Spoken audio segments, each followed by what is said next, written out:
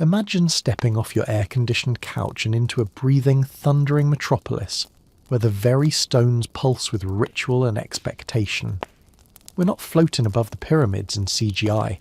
We're elbow deep in maize dough, nose to nape with smoke from countless incense burners, our feet sticky with sacrificial amber and sweat.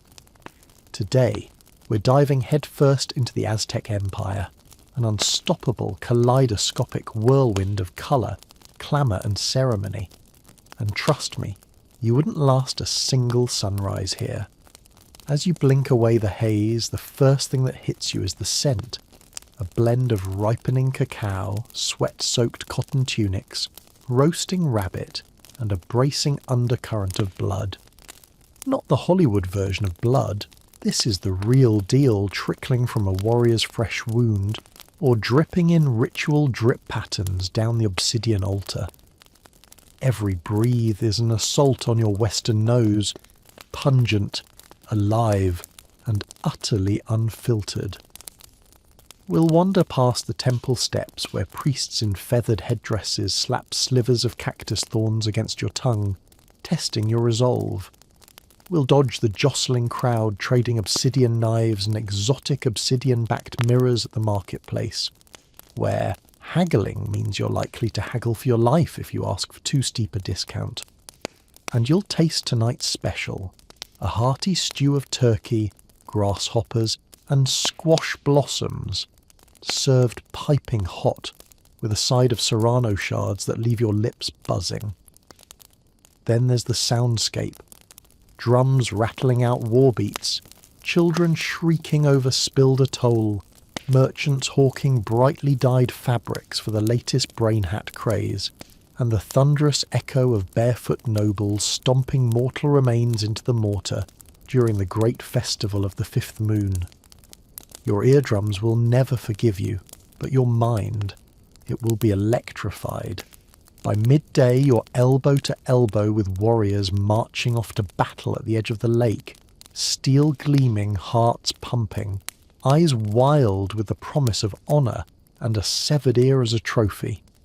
You'll see jaguar warriors gliding through courtiers, their whiskered masks twitching like living beasts. If you fumble your tribute, beans, peppers, a trinket of jade, you'll discover just how short the Aztec fuse is. But let's not rush. Let's slow down to the small moments. The temple scribe dipping Quetzal feather quill into a river of black ink, scribbling codices that will one day vanish under Spanish sails. The flower seller coaxing droplets of morning dew from each petal. The bench-shaking chant of the city's overlooked water carriers, hauling clay jars of spring water to every rooftop patio. In this first act of our journey, we'll cover the basics, your morning routine, if you can call it that, the unspoken rules of temple etiquette, and the little life hacks you can't Google. And yes, I'll warn you ahead of time, you break the hierarchy, you're lunch. But if you master even one priest's secret gesture, you might just survive until sunset. Before we dive back in, let me know where you're listening from. If this journey chills you in the best way, subscribe. Tomorrow, I have another story for you. You step into the midday sun and feel the heat radiating off the volcanic stones of the Great Plaza. If you thought the morning was intense, wait till you witness the midday rush, when the merchant stalls quake with the volume of bartered screams and the scent of chilly roasted grasshoppers thickens the air like an umami fog. The first stop is the market district, Huey-Tlatocan, where you navigate a labyrinth of woven mats displaying jaguar pelts, polished bones, and golden nose studs rumoured to be ripped from sacrificial captives. The vendors lean over you, eyes sharp, teeth bared. They run through the goods like sports commentators narrating every play. You barter for a clay jug of a tolly, only to taste the bitter sting of over-fermented maize. A nearby perfumer spritzes a cloud of aromatic copal incense, claiming it masks the unpleasant odours of the artisan's tannery 2 rows over. You weave through the crowd at the edge of Templo Mayor, where priests in flayed skin cloaks demonstrate the sacred art of human sacrifice. Their crimson-stained knives gleam under the punishing sun. Their chants rip through your eardrums in a guttural rhythm that reverberates inside your skull. You realise quickly that eye contact with a priest is an invitation to be the next footnote in the codices. As the drums pound faster, the ceremonious procession snakes its way out of the inner sanctum. Feathered banners ripple like living wings, and warriors carry bound captives whose wide eyes tell stories you can't unsee. The air snaps with tension. This is the moment between life and eternity, and every onlooker holds their breath, as though the gods themselves hover on the cusp of verdict. But Aztec life isn't just blood and thunder. We pause at the edge of a canal where water carriers chant in unison. Their jars balance so expertly they seem to defy gravity. We drop in on a scribe's hut filled with papyrus and maize paper scrolls, where a young prodigy sketches glyphs that will one day tell our tale. We duck under colourful awnings and swallow rich chocolate, our tongues tingling with the spice of local chilhuacal. Midway through our exploration, remember, this story took us a long time to gather. If you're finding it worth the cold, subscribe. And now, back to the hearth. From here, we'll slip through the narrow stone archways that lead to the artisan quarters, where obsidian blades are sharpened and dyed cotton cloaks are woven with the precision of a star map. We'll climb the steep steps of Tlaloc's shrine, where offerings of fish and flowers float in endless bowls, a silent prayer to coax rain from the fickle sky gods.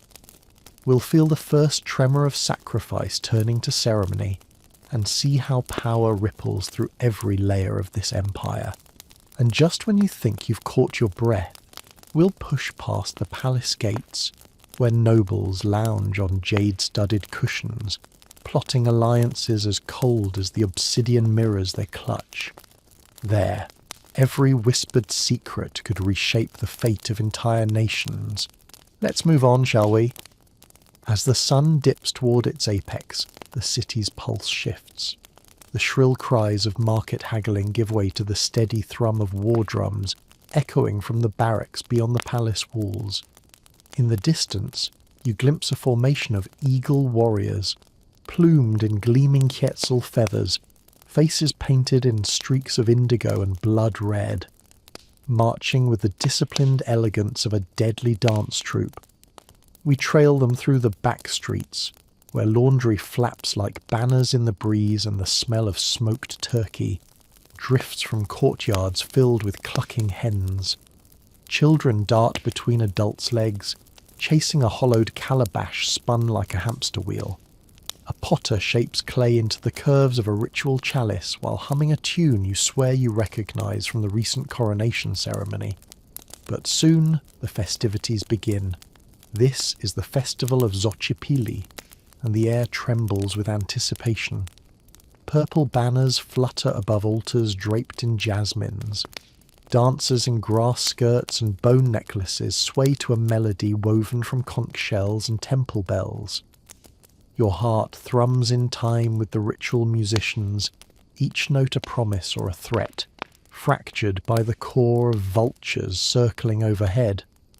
We slip into the feast of blood, where pulque flows freely, and the roasted parts of sacrificial victims are ceremonially consumed to ensure cosmic balance. A quick sip of the milky brew leaves you dizzy, your thoughts melding into the dance steps of the performers. You laugh at the absurdity. Here you are, a stranger from the far ends of the known world, joining a ritual older than your own ancestors. Yet, survival here is tactical. You learn to read the slightest change in a noble's eye, to know when a merchant's courtesy hides a dagger, to stockpile dried chilies in your pouch for barter, or to fend off street thieves when dusk draws its curtain.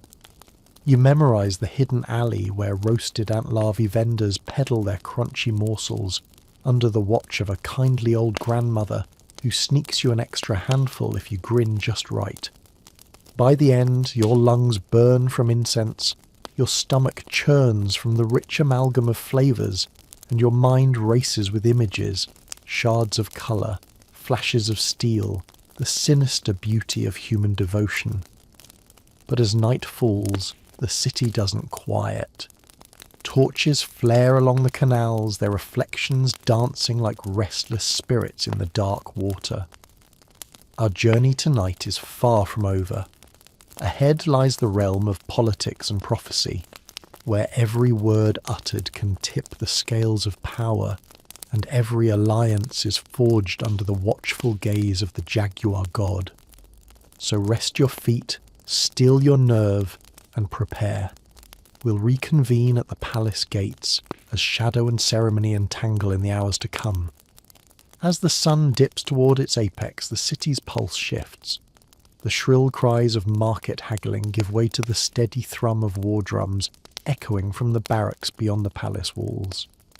In the distance you glimpse a formation of eagle warriors, plumed in gleaming quetzal feathers, faces painted in streaks of indigo and blood red, marching with the disciplined elegance of a deadly dance troupe.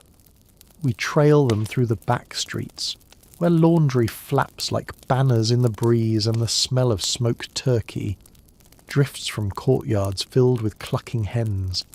Children dart between adults' legs, chasing a hollowed calabash spun like a hamster wheel. A potter shapes clay into the curves of a ritual chalice while humming a tune you swear you recognise from the recent coronation ceremony. But soon the festivities begin. This is the festival of Xochipilli, and the air trembles with anticipation. Purple banners flutter above altars draped in jasmines. Dancers in grass skirts and bone necklaces sway to a melody, woven from conch shells and temple bells. Your heart thrums in time with the ritual musicians, each note a promise or a threat, fractured by the core of vultures circling overhead. We slip into the Feast of Blood, where pulque flows freely, and the roasted parts of sacrificial victims are ceremonially consumed to ensure cosmic balance. A quick sip of the milky brew leaves you dizzy, your thoughts melding into the dance steps of the performers. You laugh at the absurdity. Here you are, a stranger from the far ends of the known world, joining a ritual older than your own ancestors. Yet survival here is tactical. You learn to read the slightest change in a noble's eye, to know when a merchant's courtesy hides a dagger, to stockpile dried chilies in your pouch for barter, or to fend off street thieves when dusk draws its curtain. You memorise the hidden alley where roasted ant larvae vendors peddle their crunchy morsels under the watch of a kindly old grandmother who sneaks you an extra handful if you grin just right. By the end, your lungs burn from incense, your stomach churns from the rich amalgam of flavours, and your mind races with images, shards of colour, flashes of steel, the sinister beauty of human devotion. But as night falls, the city doesn't quiet. Torches flare along the canals, their reflections dancing like restless spirits in the dark water. Our journey tonight is far from over. Ahead lies the realm of politics and prophecy, where every word uttered can tip the scales of power, and every alliance is forged under the watchful gaze of the jaguar god. So rest your feet, steel your nerve, and prepare. We'll reconvene at the palace gates, as shadow and ceremony entangle in the hours to come. You step through a narrow tunnel carved beneath the temple's foundation, the great basalt blocks closing in until the world above becomes a distant memory. The air here is thick, stale with the sorrow of 100 souls, damp with seepage from underground springs, and heavy with the metallic tang of blood that once dripped in ceremonial chambers above. Your torchlight flickers against walls etched with spiralling glyphs, serpents entwined with human hearts, stairways descending into gaping jaws of stone, and eyes that follow your every move. Each footstep echoes like a heartbeat, reminding you that once you cross this threshold, there is no simple retreat. Around you, alcoves hold offerings, bowls of ground maize, clusters of marigold petals browned by age, obsidian shards polished smooth by constant devotion.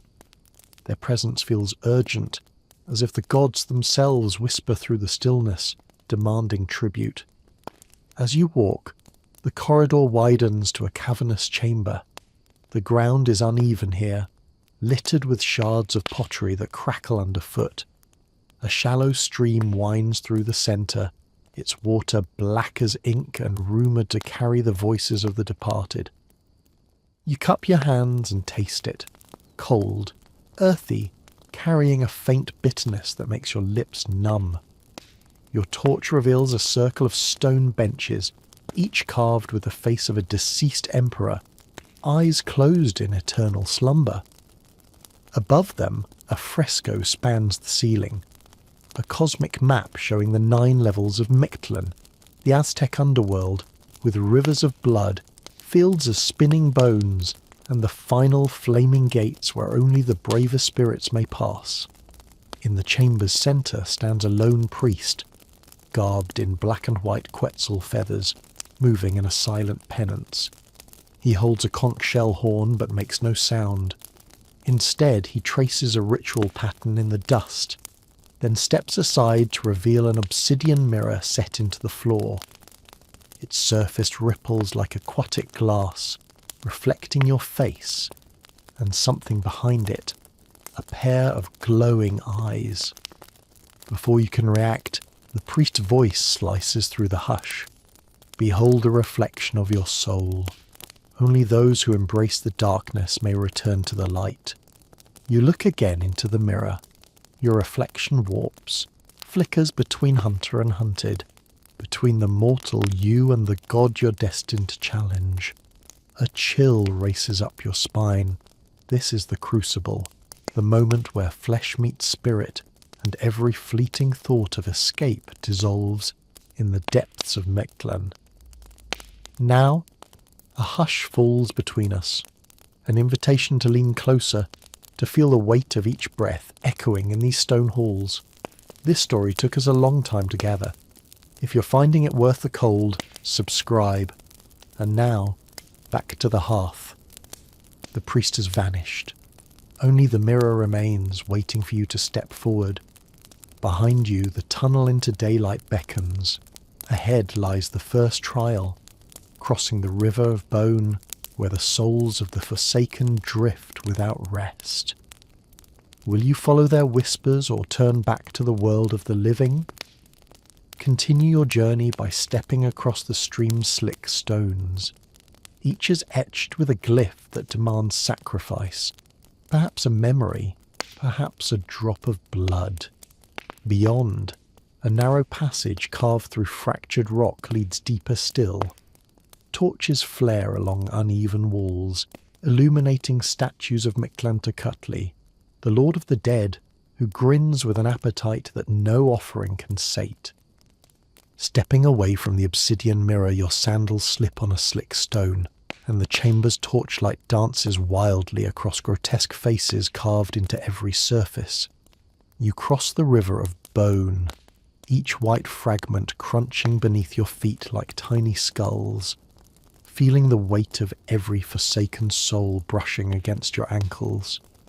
A sudden gust snuffs out several torches, plunging you into darkness so complete that you can hear the drip of water echoing in the void. Your heart hammers as you fumble for fresh torches, fingers grazing the cold walls until you find a rusty iron sconce. Once relit, the hallway ahead shimmers with dampness, walls laced with narrow crevices that drip red-tinged moisture. The first warning that not all in Mictlan is inert stone and desperation. Ahead, a narrow bridge spans a yawning chasm. Below, you glimpse rivers of molten rock, intentional, you're told, to scorch unwary spirits into ash. The bridge's planks are obsidian black, engraved with glyphs denoting the hearts of fallen gods. As you step onto the first plank, the ground trembles. A low rumble vibrates through your boots. You pause, hand against the carved glyph, feeling its pulse, a beating rhythm that matches your own racing blood. Halfway across, the bridge shifts. One plank rolls beneath your foot, revealing a hidden trapdoor. Instinct kicks in. You leap across the gap, landing on pressed bone tiles that crackle underfoot. Your breath catches. This is the test of balance. Trust the gods or fall into oblivion. Beyond the bridge, the corridor narrows until you must squeeze through a crack barely wider than your shoulders. Jagged edges scrape your tunic and you taste dust in your mouth. Emerging on the other side, you find yourself in a cavern filled with statues of rats, Mictlantecutli's sacred messengers. Their painted-on eyes stare you down and you realise with a shiver, if you freeze here, they will swarm, gnawing at the leather of your sandals and any unprotected flesh. You remember a merchant's trick. A pinch of chili dust thrown across the floor will clear small creatures, an echo of the spice markets above. You empty a small pouch, and the rats recoil, squealing as they flee into narrow tunnels. You exhale in relief, heart still hammering. The final chamber is circular, its ceiling lost in shadow. In the centre, a black stone altar slick with red runoff awaits. Around it, hooded figures kneel, whispering incantations older than stone itself. Their voices rise in a chant, Yao Yotl, Yao Yotl, until it becomes a hypnotic pulse. The ritual demands a sacrifice, just one drop of blood to seal your passage back to the living world. You extend a trembling finger and press it against the altar's cool surface. The carved glyph ignites, a molten groove tracing your bloodline, then consuming your drop in a pulse of pale light. Silence. Then the altar sinks into the floor, revealing a spiral staircase ascending to a small grate above. You climb, each step coated in the dust of ages. When you emerge, you're in a narrow cell beneath the temple steps, the faint hum of the city drifting down like a promise. You push the stone grate aside and scramble into the open air. The dawn light is blinding after Mictlan's gloom, the first rays gilding the temple's highest pyramid. You smell the fresh morning breeze, tinged with cacao flowers and dew. Bruised but unbroken, you stand at the threshold between two worlds. Behind you, the temple's shadows hold secrets that most will never glimpse. Ahead, the living empire awakens, oblivious to the underworld carved beneath its feet. Your journey continues through markets, ceremonies, battlefields, and now the realms beyond death. But for this leg of our odyssey, savour the return of sunlight. When night falls again, we will explore how the Empire's reach extends far beyond its stone walls into distant highlands, hidden kingdoms, and the murmur of rebellion on the fringes. You step onto the slick stones, each glyph glowing faintly under your torchlight, an ancient script that sears itself onto your memory as your sandal brush releases a cloud of dust. The air here is colder, each breath a hiss of frost against your throat. Behind you, the Bone River murmurs with restless voices pleading and mocking in equal measure. One misstep, and you'll join their chorus, an eternal lament beneath the temple steps. The narrow passage beyond twists and descends, forcing you to crouch as you navigate jagged walls slick with moisture and veins of red ochre. Your torchlight reveals handprint glyphs, each a warning from previous travellers who failed to heed the sacrifices demanded here. You swallow hard, feeling the weight of every monk, warrior and lost soul whose footsteps echo through these halls. Every sense is alive. The echo of dripping water like distant tears, the metallic tang of unseen sacrifices mingling with the earth's raw breath, the chill that seeps through your tunic, prickling your skin as though the ghosts themselves brush by. After what feels like hours, though time bends here, you emerge into another cavern. This one is domed, its ceiling lost in obsidian shadow. Pillars carved from single blocks of basalt rise like trees stripped bare. Between them, pools of mirror-still water reflect the faint glow of phosphorescent moss clinging to the stones. The effect is uncanny. You see dozens of your reflections, each one older, younger, fierce, terrified.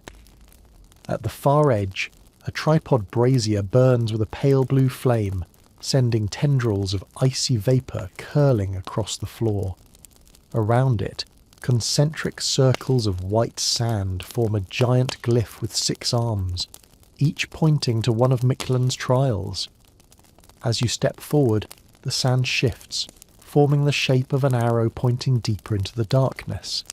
You kneel to read the glyph's meaning.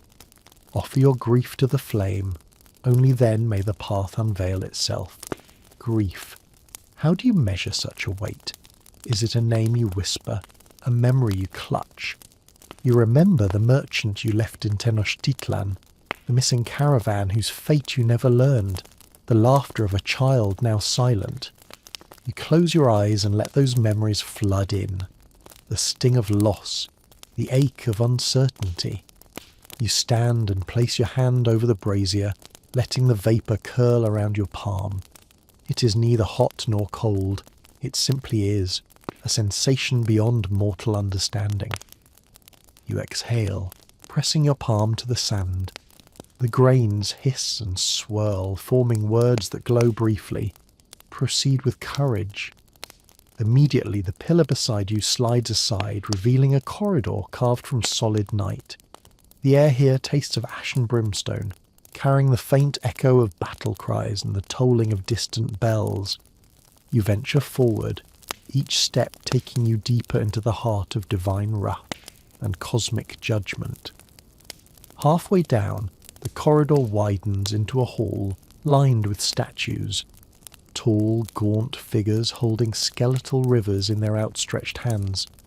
Their faces are masks of solemn command, eyes of obsidian that watch your every move. At the hall's centre lies a dais, atop which sits a chalice filled with pulque. So thick it refuses to flow, like trapped souls yearning for release. A voice resonates from the statues themselves. Drink so you may taste the fate of the forsaken. Vessels of pulque are shared among the destitute above. Here this bitter draught promises a vision. Against every instinct you lift the chalice and sip.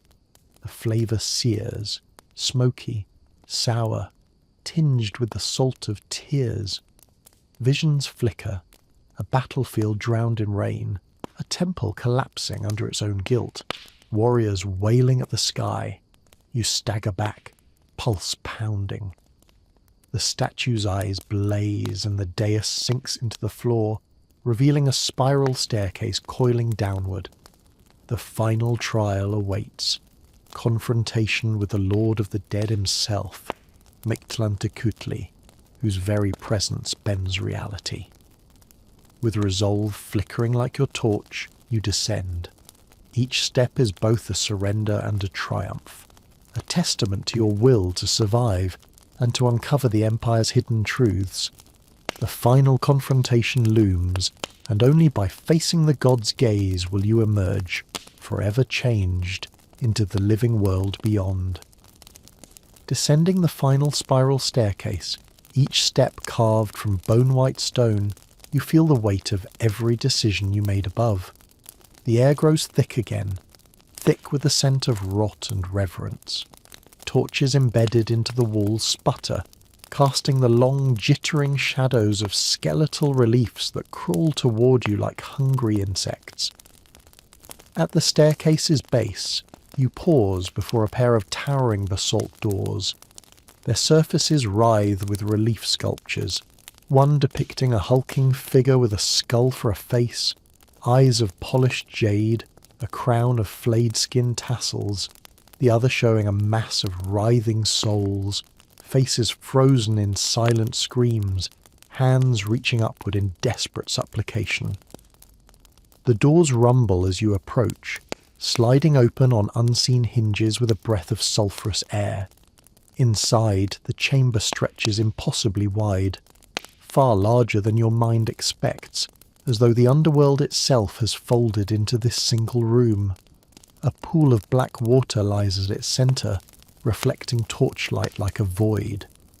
Beyond it stands the Lord of the Dead, Mictlantecutli, towering and skeletal, his ribcage bare, each bone inscribed with glyphs of power. His gaze fixes on you, unblinking, tiny beads of obsidian for eyes. Silence crashes over you, heavy as a collapse of mountains. The god's voice booms, not from his throat, but from the walls themselves, a chorus of the departed. You who tread upon bones and shadows, it intones, why have you come to the domain of the final breath? Your torchlight trembles as you speak, voice echoing. To bear witness, to understand, to bridge the worlds of the living and the dead. He tilts his head, his empty eye sockets bleed darkness. Witness seeks spectacle, understanding craves sacrifice. Prove your worth or be added to these waters. He gestures with a bony finger, and ripples spread across the pool, distorting the reflections into twisted masks. You recall the words of the priest above, embrace the darkness to return to the light. You steady your breath and step toward the pool's edge. The ground beneath you is a mosaic of petrified hearts, each a remnant of souls who failed earlier trials. Mictlantecutli raises his hand, and the walls shift. From the depths emerge 4 fallen champions, warriors, priests and poets, each ready to challenge you. Their spectral forms shimmer, weapons drawn, an obsidian sword, a flayed-skin whip, a quetzal feather dart, a drumstick carved from bone. Your mind races. There is no room for fear here, only focus. You grip the haft of your own ceremonial blade, its edge glinting with the promise of defiance. As the first spectre lunges, you parry, the clash sounding like thunder in the vast chamber. Sparks of ethereal energy scatter, illuminating Mictlantecutli's unwavering gaze. This is the crucible's final act, a dance of steel and shadow, where every strike tests your resolve. You block a whip's lash, sidestep a dart and drive back the sword-bearer with precise strikes. Each victory over a champion sends a shockwave through the pool, momentarily burning away the surface to reveal bones beneath. At last, only you and Mictlantecutli remain. He lowers his arms and steps forward, each movement echoing with the weight of ages. You have faced death's emissaries, he intones, but can you face me? Will you surrender your fears, your memories, your very self? You kneel, offering your blade, bloodied and chipped, as tribute. The god's jaw creaks, moving in something like a grin. He reaches out, placing his palm over yours. A pulse of dark energy surges through you, blurring the boundary between flesh and bone. For a moment your vision fractures, flashes of every life you've touched, every sacrifice made in this empire, every bond severed or forged. You see the Aztec world as one living tapestry, woven from joy and blood. When clarity returns, you find yourself standing alone in an empty hall. The pool has receded, the champions vanished, the chamber silent but for your ragged breath. In your hand you clutch a single obsidian shard, etched with the sigil of Mictlantecutli. This talisman is your proof that you walked with death and returned. With it, the living world will never see you the same, and neither will you. Step forward now, out of the darkness, and into the dawn-lit corridors above. The Empire awaits, and with this shard you carry both its mortality and its immortality. Emerging from the temple's shadow, you feel the warm wash of sunlight like a benediction. and an indictment. Dust clings to your hair, and the obsidian shard in your hand hums with power. Around you, the courtyard hums with the midday bustle. Traders unloading brightly dyed cotton. Priests scurrying to evening rites. Children weaving between sandals like living talismans. But your journey is far from over. The empire that vaulted you into the underworld extends its fingers across mountain passes and mirrored lakes. Today, we venture beyond the valley floor, into the highland provinces where quetzal birds coo among terraced fields, and rebellion simmers like embers beneath fresh-laid cobblestones. You mount a mule in the trading outpost of Cuautitlan, its wooden saddlebow creaking under your weight. The guide, an old warrior with jaguar tattoos curling around his biceps, spits maize husks as he squints at distant peaks. The Empire calls these lands loyal, he growls, but loyalty is a promise, not a given. Our path winds through basalt gorges where cold mist drips from ferns, and the roar of unseen waterfalls covers every whisper. You taste the water, icy, pure, tinged with sediment that stains your lips pink. At dusk we arrive in Tecutlan, a town perched on the rim of a crater lake. Smoke spirals from hearth fires. Warriors train with obsidian-tipped spears in a dusty plaza. Women weave textiles dyed with cochineal so vibrant they seem to pulse. Yet behind every bright warp and weft lies tension, half-hidden stashes of rebel pamphlets, coded calls to arms scratched into doorframes. In the Governor's Hall, a timbered structure raised on 4 stone pillars, you witness a tense negotiation. A nobleman from Tenochtitlan demands more tribute. The local lord counters with a plea for relief from famine. Voices rise, then snap silent at the approach of a jaguar warrior envoy. Steel glints, courtiers shift like reeds in wind. You realise the land here is as fractured as the obsidian beneath your feet. Farmers preach deliverance through tribute. Priests promise salvation through blood. Merchants dream of stability, while undercurrents of dissent thread through common folk songs. That night we slip beyond town gates with a band of rebels, farmers, artisans, and even a disgraced warrior, armed with slings and sharpened stakes. They lead you to an abandoned temple in the pines, its stucco walls mottled with lichens. Here they have laid plans, intercept the next tribute caravana, seize its gold, and distribute it among the starving villages. Your heart pounds. This is no mere ceremony, but a defiance that echoes your underworld trials. You share the rebels' hunger for justice, but know the Empire's reach is long and merciless. As dawn breaks, torches flare among the pines. The caravan's drums approach along the winding trail, and you steel yourself for the clash. Obsidian blades versus pressed leather shields. Hope versus fear. The promise of change hung on the edge of a blade. Dawn's chill bites at your cheeks as you crouch behind a fallen pine, the rebels breathing ragged in the pre-dawn gloom. The caravan's rhythmic drums grow louder, a heartbeat rolling through the mist-shrouded pines. You grip your spear's haft, knuckles whitening, as the first torchlight slices through the trees. At the caravan's head, 24 Imperial guards stride in locked formation, their battered shields painted with the twin serpents of Tenochtitlan. Behind them, oxen-laden wagons groan beneath the weight of gleaming gold bars and jars of precious cacao paste. Merchants huddle under canvas awnings, unaware of the fate that awaits them. A rebel at your side, a young corn farmer whose calloused hands tremble, glances at you. You nod, no words, just the silent accord born of shared purpose. As the lead guard passes within spear's reach, you let out the signal, a single war cry that shatters the morning stillness. Chaos erupts. Torches fall, igniting the undergrowth in sputtering orange tongues, Spears and obsidian blades rise, carving arcs of cold promise through the air. The guards snap into defence, shields locking, swords striking with brutal precision. A rebel thrusts, only to have his blade deflected.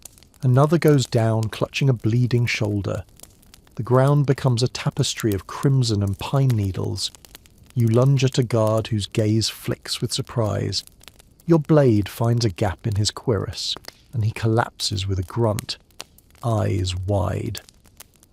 Around you, the forest path narrows. No room for grand manoeuvres, only the intimate brutality of steel against flesh. The scent of blood mingles with pine resin and the acrid smoke of the torches. Behind you, the wagons halt. Merchants cry out as rebels swarm the drivers, prying open chests to snatch gold coins and cocoa jars. But the primary threat comes from the scouts posted high on trees, imperial archers loosing volleys of deadly shafts that whistle through the branches. The rebels scatter, some falling under the rain of the arrows, their life's work pooling on the forest floor. You pivot, catching an arrow in mid-spin. Your ceremonial blade shears through the shaft. Sparks of sunlight catch the gleaming edge as you drive toward the archer's perch. Each step is a gamble, a hidden branch, a fallen log, an unseen foe. Yet you surge forward, the taste of victory and fear intertwined in your mouth. At the rebel banner, a woman with braided hair and eyes like storm clouds rallies the survivors. "To the wagons!" she shouts. "Free the prisoners! Seize the tribute!" Their cries rise again, mingling with the clash of steel and the crack of bowstrings. You reach the first wagon just as a merchant raises a torch to signal surrender. You catch his eye, pleading, terrified. Behind him, a crate of gold gleams, an intoxicating prize.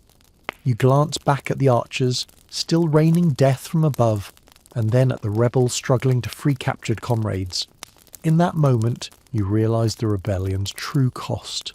Gold can fill hungry bellies, but blood cannot be unspilled. You steel yourself and roar, driving your blade into the wagon's side to pry open the latch. The chest splits asunder, coins clattering like a morbid rain. The forest erupts in a final crescendo. A horn sounds from deeper in the columns, heralding imperial reinforcements. The rebels hesitate, torn between seizing the treasure and retreating to fight another day. You raise the obsidian shard from Mictlantecutli, its surface catching the dawn light, and hold it aloft as a silent vow. The next move will decide their fate. Stand and risk annihilation for a fleeting victory, or withdraw into the mountains carrying both the gold and the scars of this dawn. Your decision will echo across the highlands, shaping legends as enduring as the Empire's shadows. The sky above Tekuhtlan cracks into dawn as surviving rebels retreat beneath the cloak of pines, their breaths ragged, boots stained with mud and blood. You stand at the edge of the forest path, the obsidian shard still warm in your hand, its surface a silent testament to both triumph and loss. Behind you, the half-empty wagons sit abandoned, their contents spilling gold coins and shattered pottery into the undergrowth like a macabre offering. Your comrades gather around a makeshift campfire, their faces lit by flickering embers and shadowed by the gravity of what has just occurred. A finely woven blanket wrapped around braided hair is stained with crimson. A young farmer tightens his grip on a broken spear, jaw set as though to crush regret before it settles in. You raise a hand, the shard glinting in the weak light. "We have struck a blow," your voice carries through the hush, but the Empire's gaze is unwavering. Tenochtitlan will answer with steel and flame. A murmur ripples through the group. A disgraced warrior, once captain of the Emperor's Guard, steps forward, his jaguar-tattooed arm steady. "We have the gold to feed the villages, and the fear to ignite the spark. But without walls, that spark dies in wind." Silence. The weight of his words sinks in. Rebellion needs more than stolen tribute. It needs sanctuaries, alliances forged in secret, and whispers carried through every marketplace and temple courtyard. You survey the surrounding pines, tall, ancient, their roots tangled like the Empire's own veins. Among them lies an abandoned temple, its altars crumbled but its hidden chambers intact. Here, you propose, lies your refuge and rallying point. As the sun climbs higher, you lead the rebels into the temple's hushed halls. Broken stucco mosaics depict gods of maize and rain. Overturned benches hint at hurried abandon. Behind a collapsed wall, you discover a hidden vestibule, an oubliette of stone benches where secret councils once convened. The group gathers, voices low and urgent. Plans take shape. Send runners to Cuauhxitlan to gather more arms. Recruit from miners in the western valleys who bear grievances of their own. And reach out to the neighbouring province of Zoltepcan, where rumours of dissent have grown into murmurs of defiance. You feel the shard's pulse against your palm, a reminder that you carry the weight of two worlds. From the underworld, tribute and terror. From the living, hope and sacrifice. Every flicker of torchlight in these hidden chambers is a promise that the Empire's monolith will crack, if not crumble. As midday trumpets sound in Tekuhtitlan, summoning guards to investigate the missing tribute, you press your hand to the basalt wall. A glyph flickers to life under the obsidian's touch, a map of secret roads and hidden passes. The gods, it seems, approve of your cause. Clutching the shard, you step back into the open. The highlands stretch before you, a patchwork of green terraces, jagged peaks and winding roads. The rebellion's journey is only just beginning. Every choice now echoes beyond these pines, rippling through the Empire's tapestry. Ahead lies the treacherous path to Zoltepcan, where fate awaits under moonlit skies and hidden starlight rituals. Gather your strength. The fires of defiance burn brightest in the darkest nights. The hills undulate beneath your mule's hooves like waves frozen in stone, each sunrise ray painting the terraces in burnished gold. After the forest ambush, you've learned to read every cloud's shape, every herder's shout for signs of imperial scouts or sympathetic allies. The obsidian shard pulses against your side, a silent compass guiding you toward Zoltepcan's hidden heart. By midday, you crest a narrow ridge. Below lies a secluded valley ringed by palm thatch huts and smoke-twisted chimneys. This is Zoltepcan, or at least the outskirts known to fugitives and freedom seekers. Here, the banners of Tenochtitlan are forbidden. Instead, crude pennants of dyed cotton proclaim loyalty to local lords who question the Emperor's mandate. You dismount at a deserted market square. Pots lie shattered, and the scent of dried chilies hangs thick. A lone dove-zinger, an old woman wrapped in turquoise shawl, taps her reed flute, her melody weaving through empty stalls like a question unanswered. She pauses when she sees you, raising one rheumy eye in cautious recognition. "She comes," she croaks, beckoning you toward a hidden alley. The council waits. Tucked between two adobe walls, a narrow stair spirals downward into an underground chamber. Torches flank a stone bench carved with jaguar motifs. Seated there are 6 figures. A farmer's matriarch clutching a carved maize cob, a disgraced noble adjusting his faded cloak, a merchant whose scarred hand twirls a jade bead, and 3 priests whose feathered headdresses droop like wilted crowns. Their eyes flick to the shard strapped to your belt. The matriarch speaks first. "The tribute caravan's gold freed our villages from starvation, but locked our people in your debt. Now we ride the winds of change, hoping you can steer them true." You study their faces, sensing the fragile tapestry of their convictions. Each faction holds a thread. Weave them together, and you birth a rebellion strong enough to uproot the Empire's pillars. They rise in unison, an unspoken vow echoing in the chamber's hush. The merchant steps forward and places a clay jar on the bench, its lid carved with a serpent's coil. Inside, a map of secret roads, hidden caches of weapons and safe houses for messengers. Use it wisely. You accept the jar, its cool surface thrumming with the shard's energy. Outside, the valley falls silent, as though awaiting your next move. The council disperses into the dusk, leaving you alone with flickering torchlight and the weight of choice. Night drapes the valley in shadows, and you unroll the merchant's map under the shard's glow. Paths crisscross mountain ridges, tributary streams double as escape routes, ancient caves serve as sanctuaries. Each mark promises potential allies, but also the risk of betrayal. As the moon climbs, you trace your finger over the final destination, a plateau temple where the jaguar worshippers gather at dawn.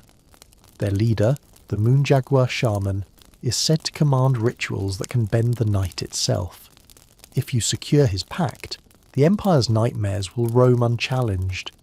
Strapping the shard across your chest, you mount your mule anew. The valley below sleeps in serenity. Soon it will awaken to the drumbeats of rebellion. Ahead lies the climb to the plateau. Treacherous ridges, thin air, and the watchful eyes of deities both fierce and protective.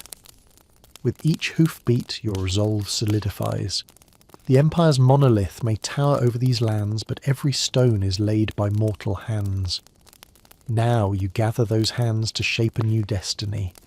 Under the mango-scented night sky, you begin the ascent, bearing the hopes of villages, the fury of priests, and the power of a god's talisman. You crest the final ridge as the first rays of dawn pierce the mists, the air now thin and electric. Before you stretches the plateau of the moon jaguar shaman, a ring of towering kiba trees whose roots twist like serpents around ancient stele. Below their branches, a stone-paved plaza gleams with frost-dusted glyphs, and at its centre sits a circular altar, adorned with jade claws and tiger pelts. Your mule, breath steaming, paws at the ground. You step off and close your eyes, feeling the plateau's heartbeat, slow, powerful, reverberating through your bones. The obsidian shard against your chest thrums in response, a steady echo to the earth's pulse. As you descend into the plaza, a hush falls across the gathered crowd. Hundreds stand in concentric circles. Jaguar warriors wearing helmets of spotted pelt, women in vibrant feathered skirts, priests clutching conch-shell trumpets and bowls of pulque. Their painted faces press forward, each eye tracking your approach with predatory curiosity. At the altar's edge, the moon jaguar shaman emerges from the shadows.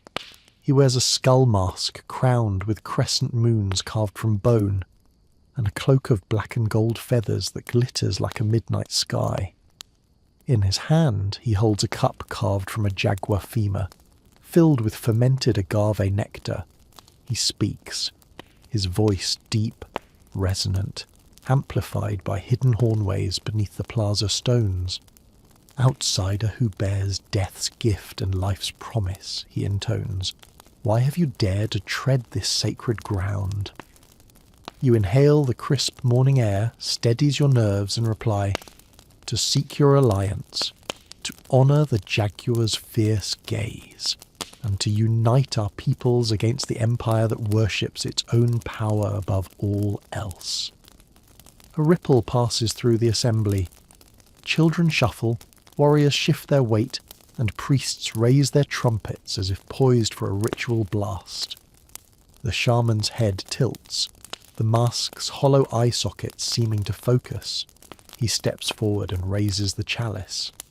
"Then drink," he commands, taste the nectar of the moon, the blood of the jaguar, and decide if your spirit is worthy.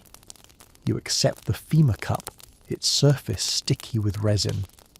As you lift it, the crowd leans in, their breath a collective fog that swirls around your ankles. You sip. The agave burns sweet, with an undercurrent of earth and iron that makes your tongue tremble. A murmur rises, as though the plateau itself exhales. Around you, torches sputter in hidden alcoves, and the ceiba roots writhe like living serpents. Your vision shimmers, and you feel the shard's warmth spread across your chest, searing a line of light beneath your skin. In that moment you glimpse the jaguar god, fellid eyes glowing in a forest of shadows, fangs dripping with starlight. You see the Empire's armies marching along crushed grass, their obsidian blades dull against resilience. You see villages rebuilt from ash, priests chanting beneath full moons, and warriors roaring in unison. Your knees buckle, and the crowd gasps. The shaman catches you, steadying you with surprising strength. "Do you accept the jaguar's pact?" he asks. You rise, resolve igniting in your chest. "I accept."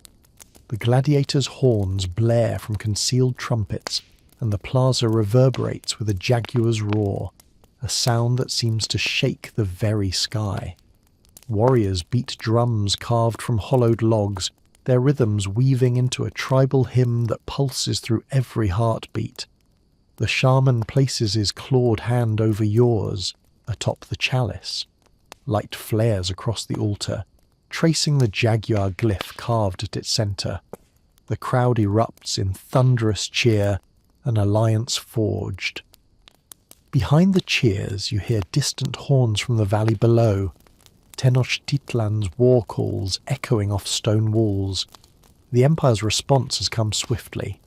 You clutch the obsidian shard and the jaguar femur cup, standing between two thunderous drums, one for the Empire's might, the other for the plateau's defiance. Whichever bellows louder will shape the fate of this land. The battle for the plateau begins at first light. Dawn's first light casts long, trembling shadows across the jaguar-studded plaza as two armies face off beneath the ring of chiba trees. On one side, imperial warriors stand in disciplined ranks, their shields bearing the twin serpent sigil, spears levelled like ominous fingers pointing toward the plateau's heart. On the other, jaguar-clad rebels, their faces painted in night's hues, muscles coiled like pouncing cats. You stand at the centre, the obsidian shard in one hand and the jaguar femur cup in the other, a talisman of divine pact and mortal courage. Every eye in the rebels' ranks fixes on you, hoping the outsider's courage will tip the scales. Behind them, priests of Tlaloc cling to prayer staffs, ready to call down thunder while hidden archers perch in ceiba branches, bows strung with green sinew, arrows fletched with quetzal feathers.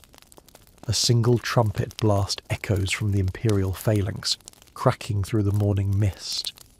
The drums of war respond in the rebel camp, a feral rhythm that vibrates through the stones beneath your feet.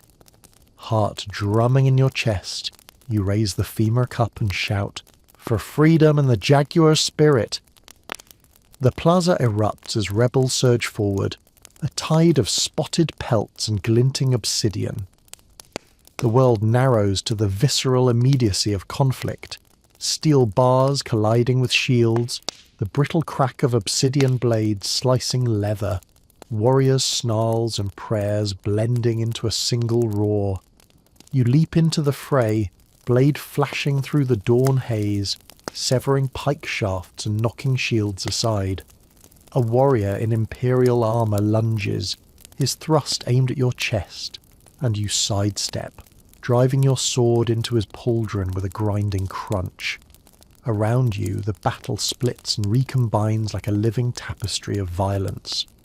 Archers in ceiba branches rain down arrows, sending imperial ranks reeling.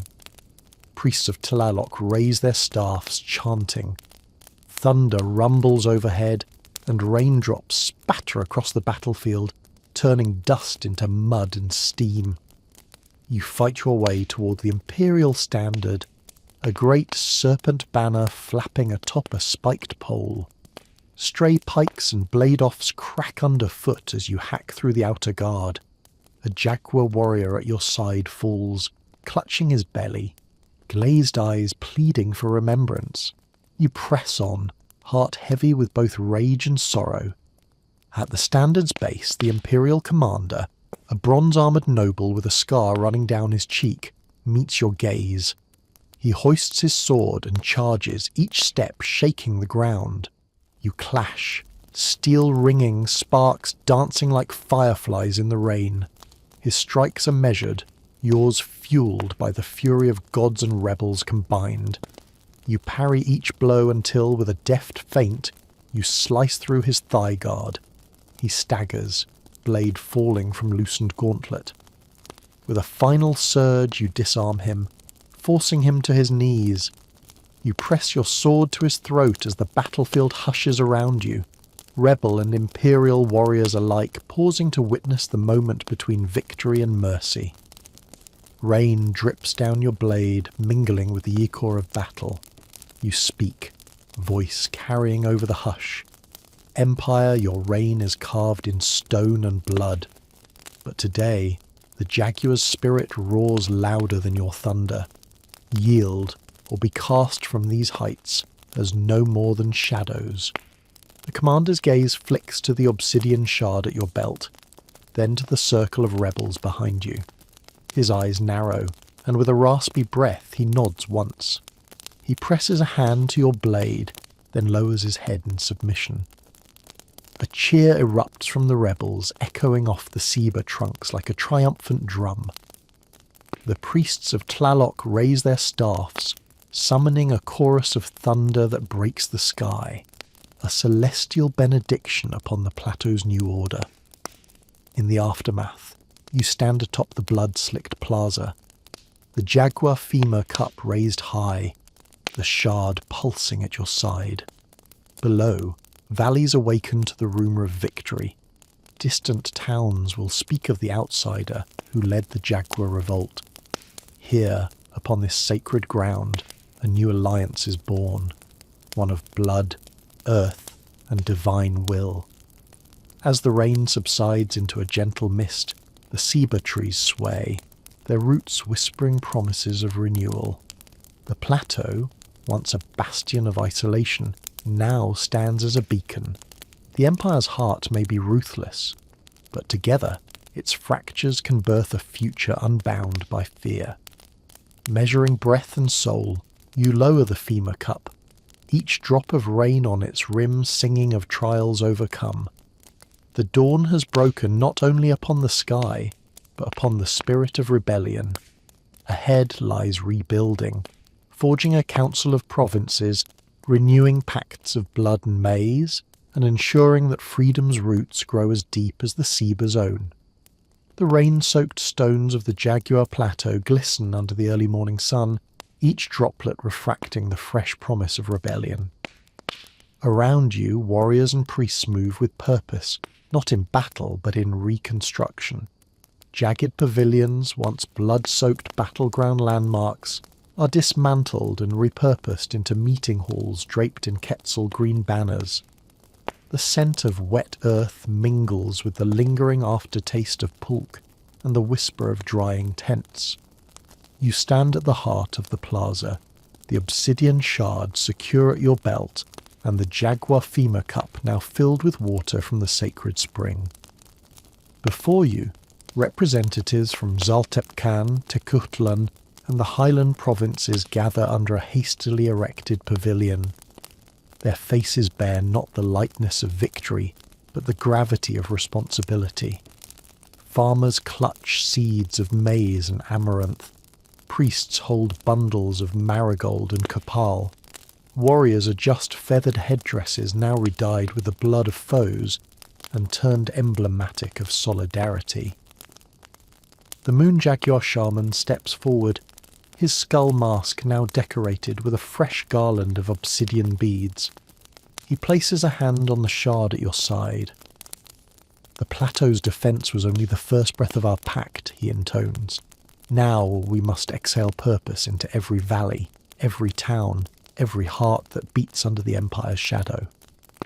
You take the centre, raising the femur cup filled with the clear spring water. Let this water bind us, you declare, as life-giver and oath-bearer. We share its drop to seal our alliance, not born of fear, but of hope.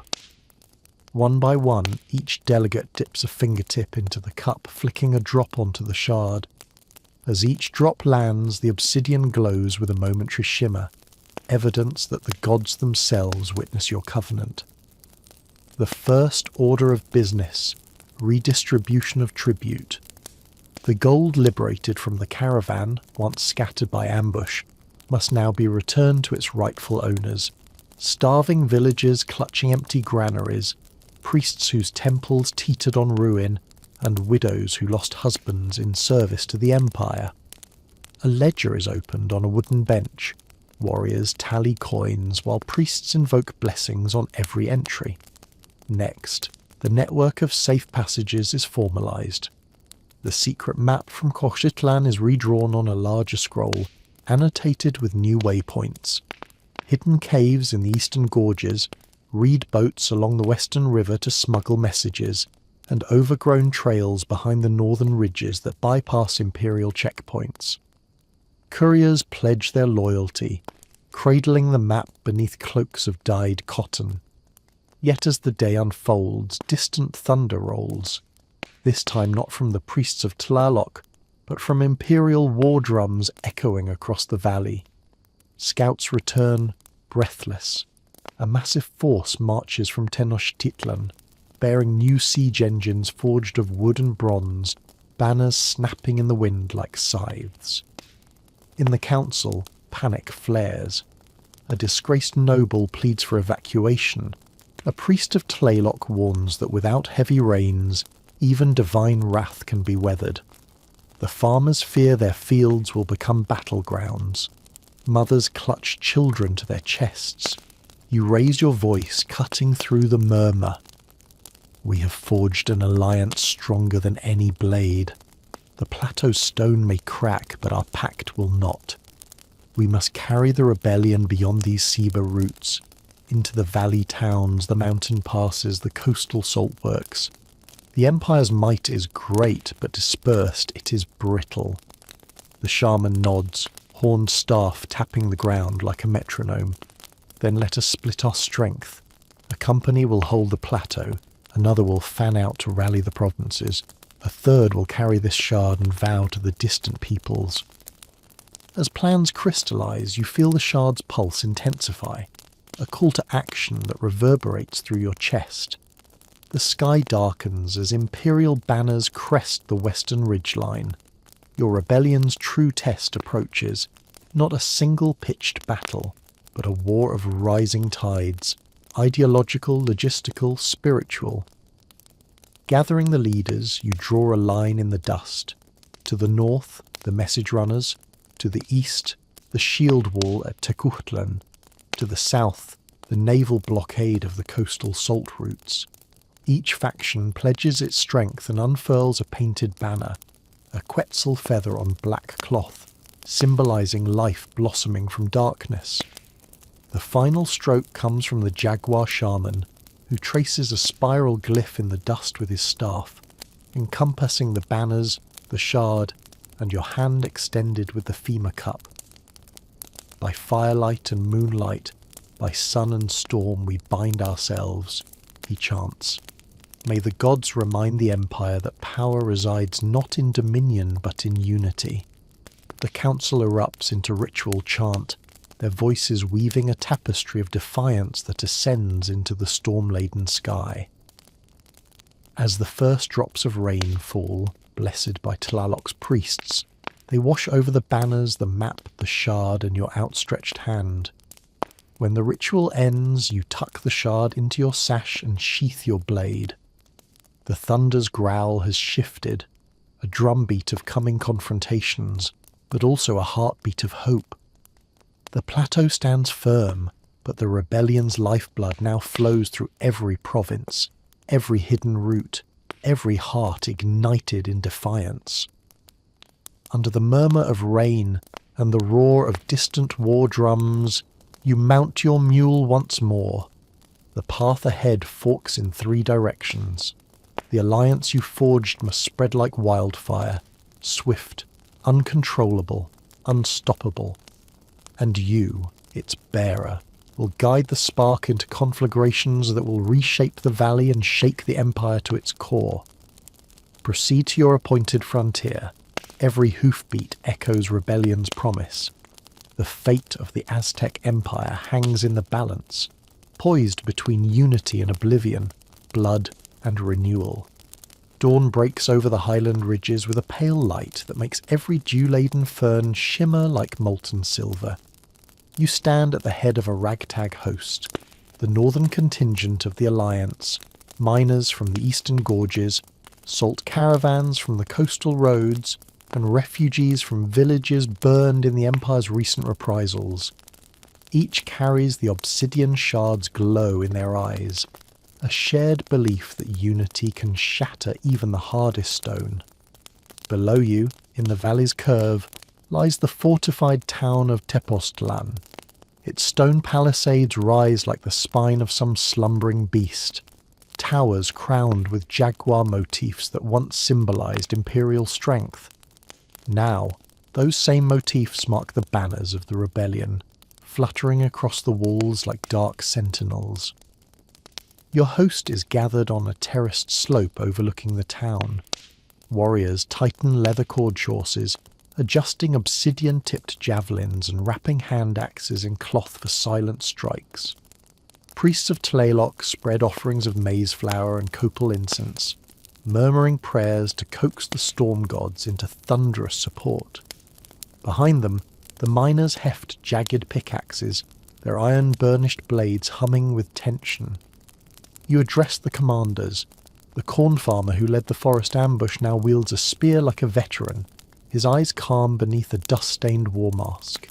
The merchant's daughter from Quochitlan, fluent in trade codes and hidden routes, holds a rolled map bound with quetzalthorn clasps, and at your side the moon jaguar shaman radiates a quiet authority, bones rattling softly beneath his cloak of feathers. Today, we strike the heart of the Empire's northern reach, you announce, voice carrying on the cool morning breeze. Tepoztlan stands as both gate and guard. Its siege will open the way to the western valleys and the coastal saltworks, and free our allies from tyranny's yoke. Remember the pact we made. Blood for blood, life for life. Let no man, woman, or child perish today in vain. A murmur of assent ripples through the ranks. Drums begin, a low throbbing beat that echoes the heartbeat of the world itself. The priests chant, and far above storm clouds gather as though summoned by your vow. At your signal, the alliance moves as one. The miners advance along the lower terraces, their pickaxes chiselling at the outer earthworks. The corn farmer leads a skirmish line of javelin throwers, flinging spears into the ramparts to pin down imperial archers. Salt traders, lightly armoured but swift, dart through gaps in patrols, cutting ropes and sabotaging watchtowers with small fires of burning cochineal. Above, the storm breaks. Thunder crashes in a celestial roar, and rain lashes the battlements. The priests raise their staffs high, chanting to Tlaloc, and in tandem lightning cracks the sky, illuminating the fortress walls with violent glare. Several towers weaken under the deluge, stones slipping as mortar softens in the downpour. Seizing the moment, you lead the moon jaguar shaman and a contingent of jaguar warriors toward the northern gate. The gate is massive, 2 basalt slabs carved with imperial glyphs. A bolt ram, constructed from fallen cedar trunks, smashes against the gate. Rain converges with sweat, turning the ground to slick mud as rebels push. Imperial guards lunge down from atop the walls, but the jaguar warriors meet them with fierce roars, blades flashing in rhythmic arcs. Inside the gatehouse, you face the first true test. A hallway narrow enough for only 2 at a time, its walls lined with salt effigies meant to ward off intruders. You taste the bitter tang of salt in the air and feel the shard at your side pulse. Ahead, a double line of Imperial spear bearers waits, shields locked, eyes cold with duty. "Press forward," you shout. The shaman intones the jaguar's roar, and with your combined weight, you smash through the shield wall. Spears snap like brittle reeds and you emerge into Tepoztlan's central plaza, a cramped courtyard dominated by a truncated pyramid that once hosted sacrificial rites. Now it is the focal point of rebellion. Imperial reinforcements surge from inner sanctums, noble guards gleaming with polished bronze, priests chanting battle prayers, and a cohort of elite eagle warriors helmed in Quetzal plumes. They fan out, intent on crushing the insurrection before it ignites the western roads. You draw a deep breath, feeling the storm's roar in your chest, and grip the obsidian shard. At your command, the alliance splits. Jaguar warriors to flank the eagle cohort, priests to disrupt the enemy with ritual thunder, miners to undermine the pyramid's base and create a pitfall trap, and your spear line to hold the center. Steel meets steel in a cacophony of clangs, lightning flashes, illuminating the bloodied feathers of the eagle warriors as they press the assault. The ground shakes as the pyramid's foundation gives way. Miners pry out stones, sending a section of the plaza collapsing into darkness below. Rebel combatants plunge through the gap, emerging on the other side to strike at the stunned elite guards. In the chaos, you and the shaman ascend the pyramid steps, each footstep heavy with purpose. At the summit, you face the imperial governor himself, a tall figure in ceremonial regalia, his mask of jade gleaming even in the storm's low light. He raises a bronze maquahuitl, its obsidian blades winking with malice. You raise the shard, its surface reflecting the jagged lightning overhead. "This ends now," you declare. "By our pact, by the god's decree, you yield this town to the Alliance." He hesitates, just a heartbeat. Then, with a guttural shout, he charges. Your blade meets his, obsidian snapping against bronze in a shower of sparks. The rain drums against the stones and time stretches between the clash and the resolution. With a final, decisive stroke, you shatter his guard and knock the maquahuitl from his grasp. He falls back, eyes wide beneath the jade mask, and in silence he lowers his head. Round the pyramid the battle still rages, but in that moment Tepoztlan's fate is sealed. A trumpet blast, your trumpet, rises above the din. Down below, the Alliance surges, victory flooding through the narrow streets. You descend the pyramid steps, shard in hand, as miners collapse arches to prevent pursuit, and priests call down a cleansing rain. By midday, the walls fly the Quetzal black banner of the rebellion. The governor, unmasked and bound, stands before you. You press a hand to his chest, feeling his heart pound like a caged bird. Tepoztlan is free, you announce. Make it the first flame that spreads across the western valleys. As the storm subsides, the valley below glitters with the promise of salt and silver roads unfettered by tribute. You mount your mule once more, the shard's pulse guiding you onward, to the coastal ports where the blockade will choke the Empire's lifeblood. The northern gateway stands open, but beyond it the horizon beckons with new trials and new alliances. The coastal winds whip salt spray across the dunes as your mule's hooves crunch along the packed sand. Behind you, the jagged silhouette of Tepoztlan fades into the highland haze, its banners now a distant echo of rebellion's roar. Ahead, the western ports stretch along a crescent bay, where the Empire's lifeblood, salt and silver, embarks on the glittering ships bound for Tenochtitlan. Below the cliffside path, a handful of fishing canoes lie beached.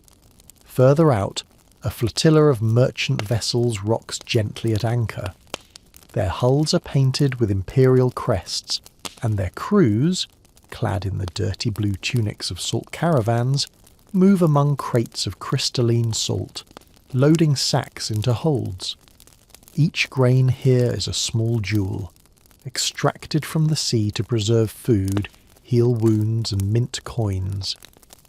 You dismount at a hidden cove known to the salt traders of the Alliance, a crescent-shaped inlet obscured by rocky outcroppings and thorny brush. Salt-laden narrowboats are concealed beneath fern fronds. Archers perch on the cliffs above, their bows strung with line made from agave fibres. Around you, the merchant's daughter consults the map, her finger tracing the smuggling routes salt caravans use to circumvent imperial checkpoints. "Ships depart at dawn," she whispers, eyes on the horizon. Their captains trust these routes. They believe their guardians in Tenochtitlan ensure safe passage, but our archers above can turn their sails into traps. You nod, the obsidian shard pulsing against your side. Nearby, priests of Tlaloc pour boiled salt into clay bowls, chanting prayers to the storm gods to raise fog banks at the crucial hour. The moon jaguar shaman sprinkles cochineal-dyed water along the cliff's edge, creating runes that will reflect moonlight and blind lookouts at the opportune moment. As the sky blushes with sunset, the Alliance readies its arsenal. Nets woven from seaweed and hemp to foul oars, grappling hooks for boarding, obsidian-tipped harpoons for piercing hulls. Miners carve earthen barriers into the beach, ensuring any attempt at a disembarkation meets with fierce resistance. Night falls and the moon rides high, full and red, as though the gods themselves have bled. From the cove you signal the archers. A dozen arrows arc silently through the mist, embedding in the sails of the nearest vessel. Torches flare on deck and sailors scramble, confused by the sudden barrage. At your cue, drums echo from the cliffs, a mournful, thunderous beat that mimics the pulse of waves crashing against the reef. The priest chants rise, and a low fog billows across the bay, obscuring the merchant ships from one another. Caught in the haze, the vessels collide in creaking disarray, rigging snarling like wild vines. The rebel narrowboats slide into the anchorage, oars cutting through the surf. Warriors, their faces painted with salt and soot, leap aboard the nearest merchant galley. Obsidian blades flash in the moonlight as they seize control of the deck. The clash is swift. Shorelines echo with shouts and the crack of harpoons snapping against wood. On the largest vessel you confront the Salt Lord, a port magnate whose wealth sustains the Empire's food stores. He stands eyeing you from behind a barricade of crates stacked high with salt bricks. His leather armour is caked with brine. His pistol, carved from dark wood, glints in his hand. "By whose authority do you attack the Empire's property?" he demands, voice trembling between outrage and fear. You step forward, the obsidian shard raised at eye level. "By the pact of freed peoples, by the rights of every starving belly, and by the gods whose tongues taste of salt and vengeance. This port's bounty will feed villages, not embolden tyrants." He tastes your words as bitterly as any spice. With a snarl, he levels his pistol, but a jaguar warrior's spear finds his side first. He staggers, eyes widening as the blade severs his command. You catch his gaze, no malice, only the recognition that fortunes have changed. Below deck, merchants and sailors are bound and disarmed. The priests gather sacks of salt, offering them not as tribute but as healing salves to the wounded traders and farmers. You issue orders. The captured vessels will be renamed and repainted with the Quetzal Black standard. their holds filled with seed maize instead of salted pork. As dawn breaks, the fog lifts, revealing a flotilla of rebel-marked ships cutting a swath through the silent bay. Along the coast, fishing villages cheer as salt reaches their granaries for the first time in months. Inland, couriers carry word of the blockade's success, tales that will fan the flame of rebellion across every province's threshold.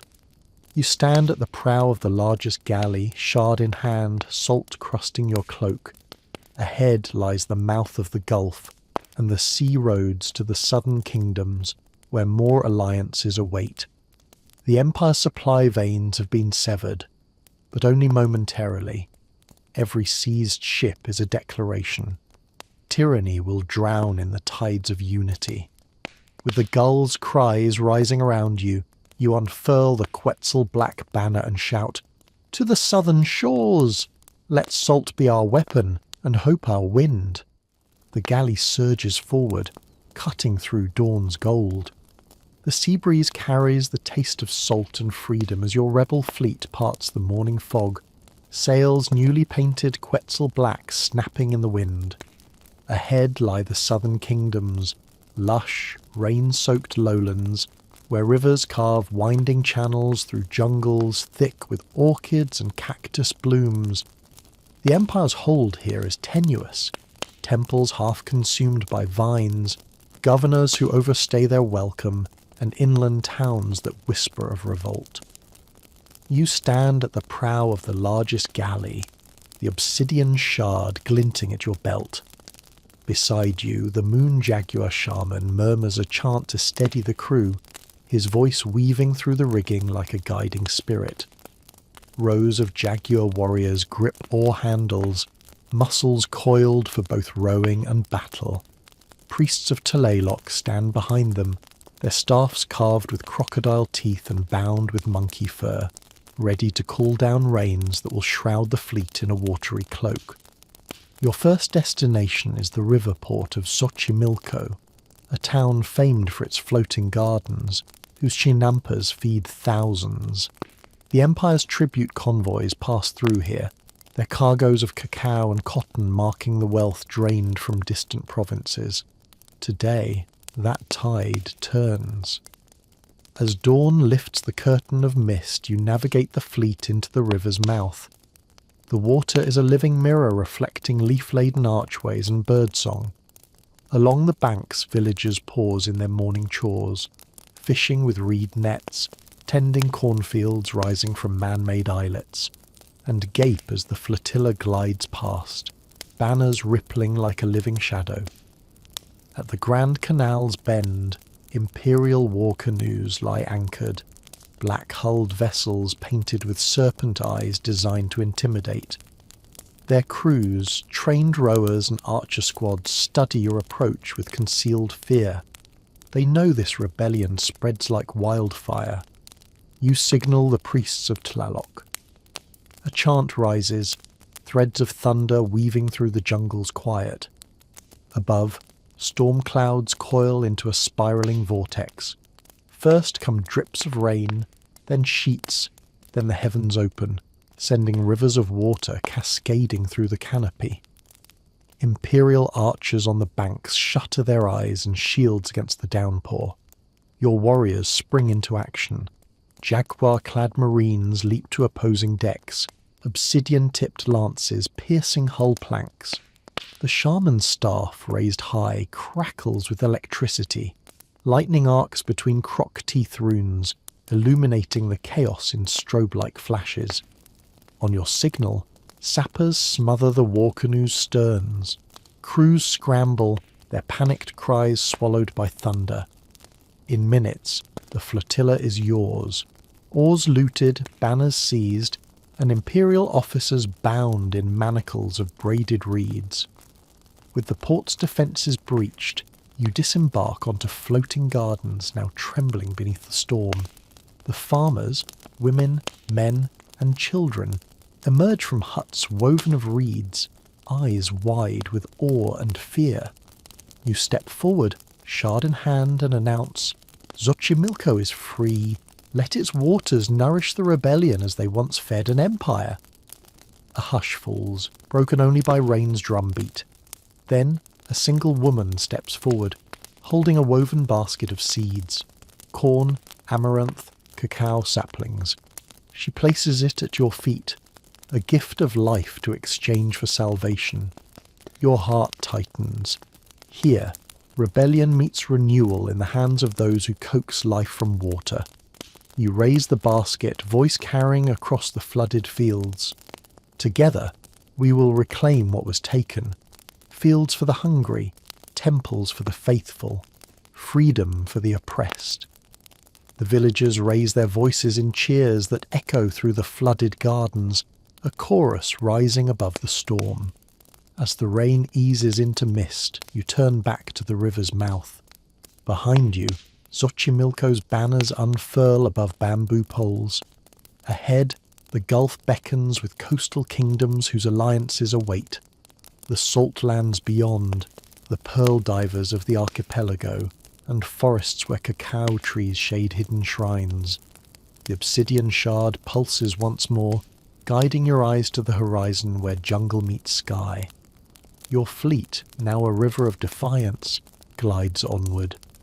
Each powerful oarstroke sends ripples through water and history alike, announcing that rebellion's rain has fallen and its harvest is yet to come.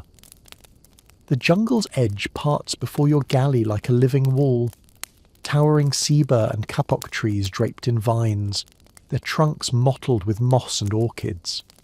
The salty tang of the sea mingles with the damp earthiness of decay and bloom. You stand at the prow, shard strapped to your chest, the Quetzal black banner snapping overhead as the fleet rounds a narrow bay. This is the Pearl Coast, a realm where swaying mangroves guard hidden coves, and fishermen dive for oysters that glint like moonlight in the murky depths. The Empire's pearls, woven into necklaces for the Emperor's court, sustain the artisans of the grand capital. Today, that flow ends. You signal the jaguar warriors perched on the jungle cliffs. At your command, they spring into action. Gripping rope ladders, they descend onto the largest trading galley anchored below. Their silent intrusion is as sudden as a jungle cat's pounce. Obsidian daggers flashing in the half-light, seizing control of oars and decks before panic can spread. Below, in the tangled undergrowth, your scouts slip from vessel to vessel. Merchants in blue tunics are bound with seaweed ropes. Oysters are pried from their shells and secreted into woven baskets. The moon jaguar shaman moves among them, murmuring a chant that coagulates the mist into a silken curtain, hiding the rebels' work from imperial lookouts. On shore, priests of Tlaloc kindle small fires boiled in clay pots filled with salt water. The steam rises in ghostly columns, merging with jungle mist and obscuring a path through the mangrove labyrinth. You navigate your galley beneath low-hanging branches, the hull scraping mud as you press deeper into a hidden lagoon. At the lagoon's heart stands a cluster of stilted huts, shrines to a local water goddess, her idol carved from driftwood and studded with oyster shells. Here, a council of coastal shaman gathers, women and men whose tattoos mimic the spirals of conch shells, whose chants once coaxed safe passage for fishing canoes. They greet you with cautious reverence. One elder, her hair braided with pearl strands, extends a shell bowl of brackish water. Our pearls have fed the Empire's vanity, she says, voice hushed like wind through reeds. Now they will feed our own. We pledge our waters and our rights to your cause, if you honour our sacred groves and protect our people. You accept the offering, dipping your fingers into the bowl and flicking droplets onto the shard. It glows pale blue, proof that the water spirits favour your alliance. Behind you, the jungle teems with life. Kingfishers dart, monkeys call, and the distant thunder of Tlaloc's priests signals both blessing and challenge. The council stands, lifting conch trumpets to their lips. A low, resonant blast sends ripples across the lagoon, startling flocks of herons into flight. Their wings beat like the pulse of rebellion as your fleet emerges from the mist, loaded with sacks of oysters and pearls, enough to bribe governors, fund armies, and adorn temples rebuilt in devotion to shared freedom. As you depart the lagoon, the jungles part to reveal the sea roads ahead, routes to the southern kingdoms, to inland river ports, to mountain passages still loyal to the cause. The shard pulses guiding your eyes to the distant spires of Yucatan's cenote temples, where further alliances await. The tide pulls your fleet seaward, carrying both treasure and promise. The Pearl Coast has turned its sacred groves and oyster-laden reefs into weapons of defiance. The Empire's luxury becomes your supply, its vanity your victory. And with every wave that breaks against your hull, you know the rebellion's echo will resonate far beyond these shores. The dawnlight paints the valley in rose and gold as you descend the final ridge. The obsidian shard heavy at your side, its pulse mingling with your own heartbeat. Below lies Tenochtitlan's grand causeway, a bridge of polished stone spanning a mirror-calm lake, leading to the Emperor's palace, whose spires of jade and gold glint like stars fallen to earth. Here, the Empire's pulse thrives, and here you will strike its heart. Your ragged but resolute host gathers at the causeway's edge, jaguar warriors whose pelts still bear the splash of battle, priests of Tlaloc whose robes are streaked with rain and blood, merchants turned messengers clutching sealed scrolls of rebellion, and farmers bearing baskets of fresh maize, a symbol that life endures even under siege. Each eye reflects the shard's glow, carrying the weight of every province's hopes. You step forward, the Quetzal black banners snapping in the morning breeze. The causeway's statues, stone serpents coiled around braziers, stand silent witness. As you place a hand upon one serpent's carved fang, the stone seems to hum, as though awakened by the pact you forged across jagged mountains, raging storms and silent lagoons. Behind you, the rebels organize into ranks, flankers to skirt the palace gardens, spear lines to hold the Emperor's guards, and a sapping party to undermine the causeway's stone arches. The Moon Jaguar shaman calls out a final chant, weaving thunder and moonlight into a cloak of defiance that shimmers across the water's surface. On the palace steps, the Imperial Guard awaits. Rows of gleaming bronze armour, eagle warriors with plumed helmets, priests draped in Quetzal green offering trays of tribute. The Emperor himself stands atop the dais, his crown of sun-streaked feathers a beacon of authority. He raises a ceremonial macuahetl carved from starlight, an unspoken challenge. You grip the shard and shout, "This ends now! By blood and bone, by water and flame, the Empire's reign is forged by mortals, and mortals shall reshape it."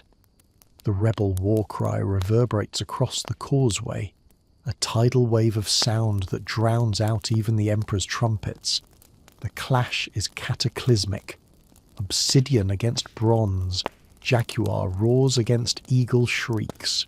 You spear a guard's shield aside and press forward, the shard's glow guiding every parry. The pyramid's bells toll overhead, each clang a reminder that this is both an ending and a beginning. At the Emperor's side, the Kiwacoatl, his shadowed advisor, steps forth, twin sickles in hand. You face both in a whirlwind of steel. Their strikes come with the precision of court intrigue, yours with the raw force of lives lived under oppression. Sparks fly as blade meets blade. Thunder crackles overhead, and for a heartbeat, the world narrows to the two of you. You feint left, then drive your blade into the Cihuacoatl's gauntlet, sending his sickles clattering. He snarls and retreats, and you pivot to confront the Emperor. His eyes, Deep pools of divine certainty flicker as you raise the shard. I surrender nothing but to the will of the people, you declare, voice carrying like a storm. The Emperor staggers beneath the shard's glow, his crown slipping. He drops to one knee. The causeway falls silent as rebel and guard alike hold their breath. Then, with a slow nod, he lifts his gaze and raises a hand in acquiescence. In that moment, the Empire's tapestry snaps. The guards lower their arms. Priests lay down trays of tribute, and the causeway's serpents exhale a plume of ceremonial smoke. The Emperor extends his hand, and you clasp it, an alliance sealed by sacrifice, by rebellion, and by the shard that bridges life and death. The palace doors swing open, revealing a courtyard filled with citizens, artisans, scholars, families, who spill into the causeway, shedding tokens of obedience and hoisting banners of freedom. The sunrise gleams on new standards, Quetzal black and jade green interwoven, a promise of renewal. You stand before the Emperor on the steps of the palace, shard in one hand, Fema cup in the other. The crowd's cheer crashes like waves upon the causeway stones. Here, atop the Empire's highest seat, you raise the shard high, its pulse syncing with the heartbeat of every soul present. A hush falls, a collective inhalation of hope. Then you speak. Today, we rebuild not as conquerors, but as allies. The Empire's legacy is our heritage, its people, our partners. Let this dawn mark the beginning of a realm where justice flows as freely as water, where every voice shapes the chorus of history. From the palace spire a single Quetzal feather drifts down, landing at your feet, a sign from the gods. You lift it and press it to the shard, its iridescence merging with obsidian's depths. The Emperor kneels before the shard and the feather, and the crowd bows their heads in reverence. The new covenant is complete, hearts pledged, hands joined, destinies intertwined. As the sun climbs, illuminating the causeway that once symbolized division, it now shines upon a new path, one of unity, of shared power, of hope forged from rebellion's flames. 2 more journeys await around the bend. Don't miss them. Subscribe and ring that bell.